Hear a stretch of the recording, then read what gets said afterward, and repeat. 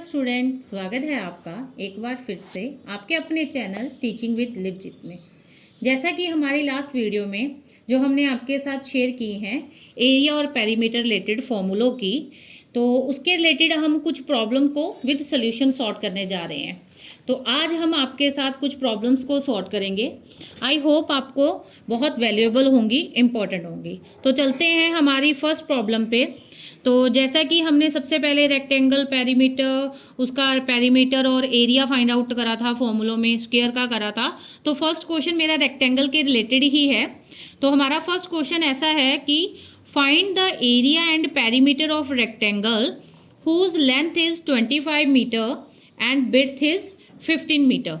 तो आपने क्या क्या फाइंड आउट करना है? एक तो एरिया फाइंड आउट करना है और दूसरा आपने पेरीमीटर फाइंड आउट करना है। तो सबसे पहले आप एक बार फिर से पुरानी वीडियो को देख सकते हैं। तो हमारे पास जो फॉर्मूला होता है पेरीमीटर का, पेरीमीटर ऑफ रेक्टेंगल, वो हमारे पास होता है 2 इंटू लेंथ प्लस विड्थ। और एरिया ऑफ रेक्टेंगल का मैं दोनों रिवाइज करवा दूँ, वो होता है लेंथ इंटू विड्थ। ठीक है, तो फर्स्ट फॉर्मूले के अकॉर्डिंग पेरीमीटर का फॉर्मूला जो है वो है 2 इंटू लेंथ प्लस विड्थ।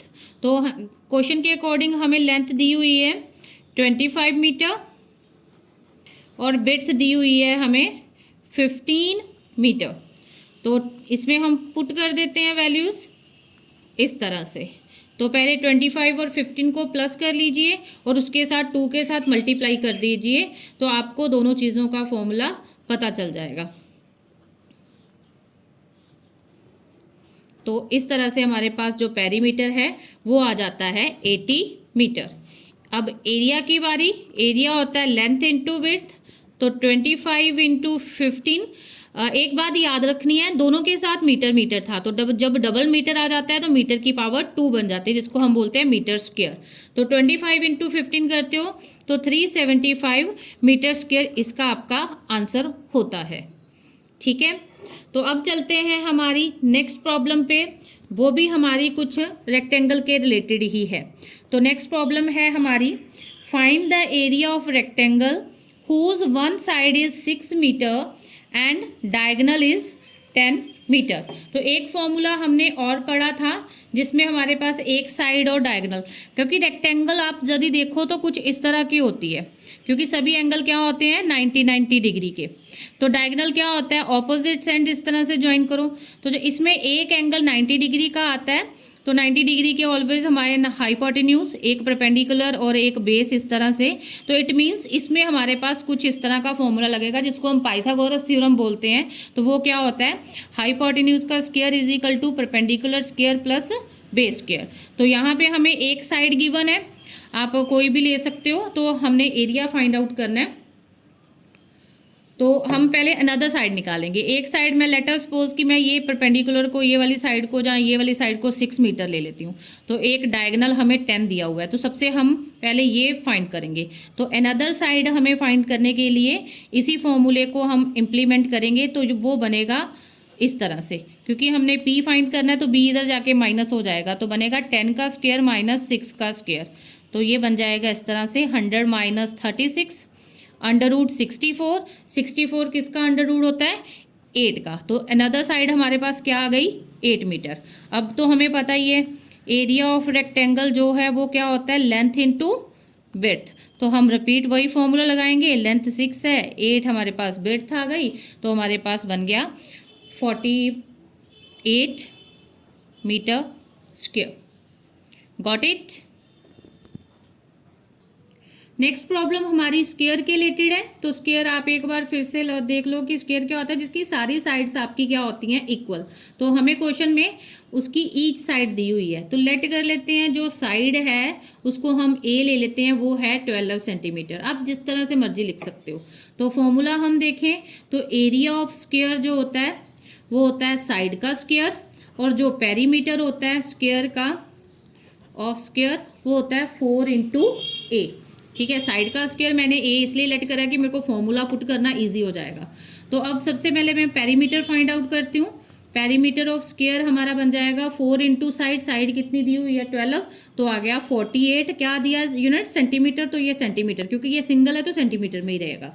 तो एरिया की बात करें ऑफ स्क्वायर की, वो होती है साइड का स्क्वायर मतलब 12 का स्क्वायर। तो 12 का स्क्वायर सभी को पता है 144 होता है, बट इसमें स्क्वायर हो रहा है तो इसलिए आंसर में क्या आ जाएगा सेंटीमीटर स्क्वायर। जब भी पेरीमीटर फाइंड आउट करना है तो यूनिट, क्योंकि वो एक तरह की लेंथ ही होती है, टोटल लेंथ जिससे वो फिगर बनी होती है। तो एरिया क्या होता है, क्योंकि उसमें डबल लेंथ मल्टीप्लाई होती है इसलिए स्क्वायर आता है। तो ये यूनिट्स आपको सबसे ज़्यादा मेंशन करनी है। अब हम चलते हैं अपनी नेक्स्ट प्रॉब्लम में। जो हमारी फोर्थ प्रॉब्लम है वो है find the area of parallelogram. तो पैरेललोग्राम का एरिया फाइंड आउट करना है हमने, तो जिसकी हमें बेस भी दिया हुआ है और एल्टीट्यूड भी दिया हुआ है। एल्टीट्यूड हाइट को भी हम एल्टीट्यूड यूज़ करते हैं, तो आपको इस तरह से इसका लेना है। तो हमें पता है कि एज वेल नॉन कि area of parallelogram, short form में हम इस तरह से पैरेललोग्राम को लिख सकते हैं, कोई डबल लाइंस भी डाल देता तब भी पैरेललोग्राम बन जाता है। तो हमने फॉर्मूला पढ़ा था बेस इनटू हाइट, हाइट मतलब एल्टीट्यूड। अब इस फॉर्मूले में हमें बेस 35 दिया हुआ है क्वेश्चन में, सॉरी, और एल्टीट्यूड हमें 18 दिया हुआ है। तो मैं डायरेक्ट वैल्यूज पुट कर रही हूँ। 35 इंटू 18 दोनों मीटर मीटर हैं, तो इसलिए मीटर स्क्वायर। तो हमारा जो आंसर आ जाएगा 630 मीटर स्क्वायर। तो ये थे रेक्टेंगल, स्क्वायर और पैरेललोग्राम के रिलेटेड आपकी जो जनरल प्रॉब्लम्स हैं वो हम सोल्यूशन के साथ एक्सप्लेन कर रहे हैं। तो चलते हैं हमारी नेक्स्ट प्रॉब्लम पे। तो नेक्स्ट प्रॉब्लम हमारी रोम्बस के रिलेटेड है। रोम्बस आपको पता है कि जिसकी सारी साइड्स आपस में इक्वल होती हैं और उनके डायगोनल जो हैं वो 90 डिग्री पे बाइसेक्ट करते हैं। बाइसेक्ट करते हैं मतलब डायगोनल भी आपस में ये दोनों जो हैं वो हाफ हाफ डिवाइड होंगे। तो हमें गिवन क्या है, find the area of rhombus one side of which measure 20 centimeter and one diagonal is 24 centimeter. तो एक डायगोनल गिवन है और एक आपको साइड गिवन है। तो वन साइड हमें गिवन है जो थी आपकी 20 सेंटीमीटर। अब हमें दूसरी साइड नहीं पता। अब हम देखेंगे ध्यान से, जब डायगोनली 90 डिग्री पे बाइसेक्ट करते हैं तो मैं इस डायग्राम को उठाती हूँ। तो वन साइड आपको 20 सेंटीमीटर दी हुई है, फुल डायगोनल दिया हुआ है 24। मैंने बोला कि ये डायगोनल बाइसेक्ट करते हैं, तो एक साइड आपकी ये वाली जो साइड है वो आपकी क्या बन जाएगी, तो अनदर साइड हम जो बनाएंगे वो आपकी डायगोनल का हाफ आ जाएगी 24/2। तो अनदर साइड बन गई 12 सेंटीमीटर। इस तरह से ये 12 बन जाएगी, जहाँ ये 12 बना लो वो कोई प्रॉब्लम नहीं है। तो अब यदि आप यहाँ पे मैं ओ कर लूँ तो AOD जो है वो एक राइट एंगल ट्राइंगल बन रही है, तो यहाँ से हमें OD मिल जाएगा। तो थर्ड साइड हमने निकालनी है, तो वो हमारी कैसे निकलेगी, वो पाइथागोरस थ्योरम इम्प्लीमेंट कर लीजिएगा। तो उसको अकॉर्डिंग हमारे पास इस तरह से आपका ये बन जाएगा। तो ये आपका आ रहा है 256 जो 16 का स्क्वायर रूट है, स्क्वायर है सॉरी। तो इस तरह से हमारी ये साइड बन गई 16। तो हमारा फुल डायगोनल, अब हमें पता है कि ये फुल डायगोनल BD निकालना हो तो वो हमें उसके क्या करना पड़ेगा, 2 टाइम्स करना पड़ेगा, क्योंकि डायगोनल इक्वली बाइसेक्ट होते हैं, मतलब आधे आधे में डिवाइड होते हैं। तो ये बन जाएगा 2 इंटू 16 32 सेंटीमीटर। तो रोम्बस का फॉर्मूला डायगोनल केस में जो होता है एरिया ऑफ रोम्बस निकालने का, वो आपका होता है half into one diagonal into diagonal number 2। तो हाफ, वन डायगोनल कितना था आपका 24, दूसरा डायगोनल हमने फाइंड आउट करा इस तरह से। तो आप कटिंग पॉसिबल जो भी आपको लगती है, आप जिसमें भी इजी फील करते हो आप वो कर सकते हो। तो मैंने इस तरह से करा। तो 24 इंटू आप 16 करते हो तो आपका आंसर आ जाता है 384 सेंटीमीटर स्क्वायर। कई बार क्वेश्चन वो यहाँ तक की पूछ लेता है, कई बार फुल पूछ लेता है, कुछ भी होगा वो आप इसके अकॉर्डिंग आप उसको अकॉर्डिंग टू क्वेश्चन सॉर्ट कर सकते हो। तो नेक्स्ट प्रॉब्लम जो है हमारी नंबर 6 प्रॉब्लम, वो है ट्राइंगल के रिलेटेड। क्योंकि हमने फॉर्मूला में काफ़ी कुछ एक्सप्लेन करा था, तो मेरी कोशिश भी वही थी कि मैं उन चीज़ों सभी को उठा सकूं। मेरे से जितना हो पाया मैं ट्राई कर रही हूं। तो मैं नेक्स्ट चल रही हूं इक्विलेटरल ट्राइंगल पे, क्योंकि इसका फॉर्मूला थोड़ा लर्निंग में था। तो हम पहले फॉर्मूले को रिवाइज कर लें। एरिया ऑफ इक्विलेटरल ट्राइंगल क्या होती है, इक्विलेटरल ट्राइंगल, इक्विलेटरल ट्राइंगल वो होती है जिनकी तीनों साइड्स आपस में इक्वल होती हैं। ट्राइंगल का फॉर्मूला था √3/4 साइड का स्क्वायर, क्योंकि तीनों साइड्स इक्वल है इसलिए। तो अभी हमें क्या दिया, साइड हमें दी हुई है 12, तो साइड हमें उसने कितनी करी है 12। हम डायरेक्ट फॉर्मूले में पुट करेंगे, क्योंकि बच्चे ये फॉर्मूला भूल भी जाते हैं, तो इसलिए हमें थोड़ी सी प्रॉब्लम आती है। तो इस फॉर्मूले में आप वैल्यूज़ पुट कर दो। तो आपको 12 का स्क्वायर भी पता है कितना होता है, 144 है ना। अभी अभी हम लास्ट टाइम भी सॉर्ट करा है, तो आप जो भी कटिंग पॉसिबल है इसमें कर लो।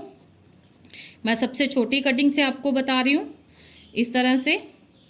तो ये आपका आंसर आ जाएगा 36√3, ठीक है, सेंटीमीटर स्क्वायर। आप चाहो तो यहीं पे भी आंसर सॉर्ट कर सकते हो, बट इन केस आपके पास MCQ आ रहा है तो आप √3 की वैल्यू याद कर लो। आपकी वैल्यू होती है 1.73, तो आपको वहाँ पे 36 के साथ 1.73 को मल्टीप्लाई करना होगा, तो आपका आंसर इस तरह से 62.28 सेंटीमीटर स्क्वायर बनेगा। तो MCQ में यदि अंडर तक सॉर्ट करा हुआ है तो वहाँ तक ले जाना, यदि उन्होंने डेसिमल में करा तो ऑब्वियसली डेसिमल में होगा, इतना इजी आंसर तो वो देंगे नहीं। तो आपको √3 की वैल्यू लर्न करनी पड़ेगी, 1.73 उसके साथ मल्टीप्लाई कर दो, देन आंसर आपका बना 62.28 सेंटीमीटर स्क्वायर। नेक्स्ट प्रॉब्लम हमारी सर्कल के रिलेटेड है। सर्कल आपको पता ही है, जिसका एक सेंटर होता है, रेडियस फिक्स होता है। तो उसमें हमें उसने गिवन करा हुआ है क्वेश्चन में, the circumference of a circle is 352 meter and then its area in meter square is, कि आप एरिया बताओ मीटर स्क्वायर में। आगे 4 ऑप्शंस आपको गिवन होंगी, मैंने वो ऑप्शंस नहीं लिखी क्योंकि मेरा काम आपको सोल्यूशन देने से है। तो हमें सर्कमफ्रेंस गिवन है, तो सबसे पहले हम सर्कमफ्रेंस का फॉर्मूला बोलें तो सर्कमफ्रेंस का फॉर्मूला क्या था, सर्कमफ्रेंस ऑफ सर्कल, यदि हमारा रेडियस r हो तो हमारा सर्कमफ्रेंस का फॉर्मूला होता है 2πr।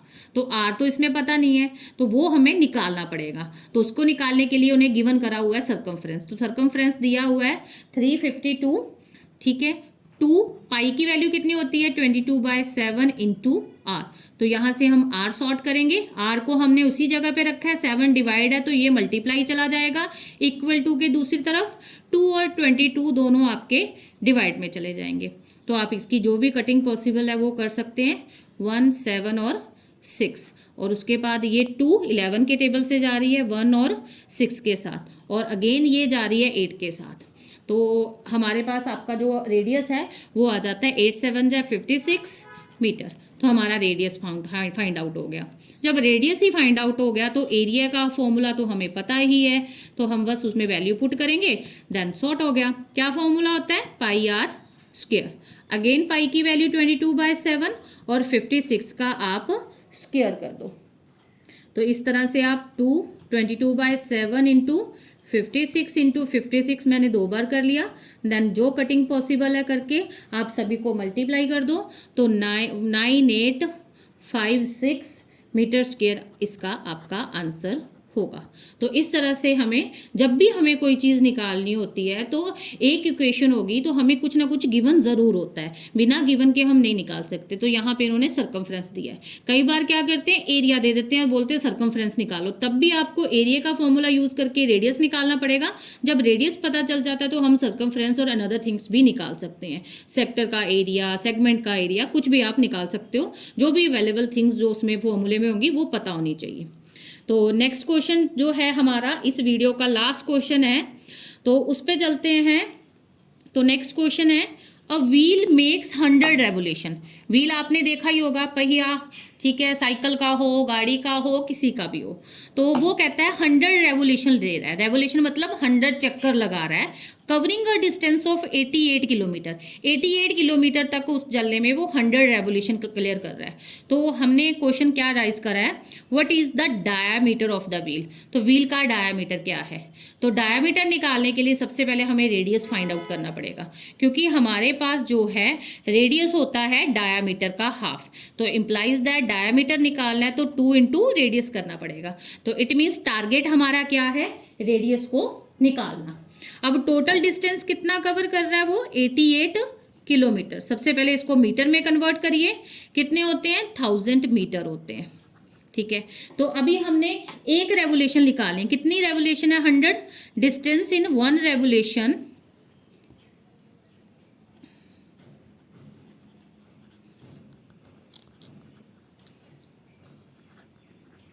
तो हमारा आ जाएगा total distance divide by number of revolutions. तो इस तरह से आप कट कर लो।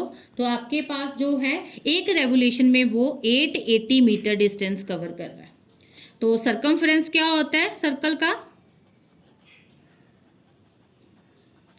अब नाम उसने व्हील दिया तो ऑब्वियसली हम वी लिखेंगे 2πr।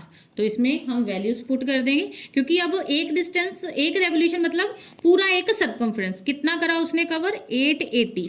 तो 2 इंटू 22/7 इंटू आर। अब सॉर्ट आप लोग कर ही सकते हो, मैं आर की डायरेक्ट वैल्यू लिख रही हूँ यहाँ पे सॉर्ट करके, क्योंकि देखो 44 हो रहा है तो 44 2 जा 88 होता है। तो आप यहाँ पे भी डायरेक्ट कट कर सकते हो। तो इस तरह से कट करके आपके पास 140 मीटर रेडियस आ जाता है। तो सर्कमफ्रेंस से हमने रेडियस निकाल लिया। अब हम स्टार्टिंग में चले, हमें पता है डायामीटर क्या होता है, 2 इंटू रेडियस। तो 2 इंटू 140 तो आ जाएगा 280 मीटर। तो डायामीटर कितना आ गया व्हील का? 280 मीटर। तो ये थी आज की हमारी area and perimeter related problems with solutions. I hope आप सभी को अच्छे से समझ आ गई होंगी। यदि आपको कोई भी प्रॉब्लम्स हो क्वेश्चंस रिगार्डिंग, प्लीज़ आप टेक्स्ट कर सकते हैं हमारे गिवन नंबर्स पे, जो भी हमने कॉन्टैक्ट नंबर दिए हैं। तो thank you to all, have a nice day.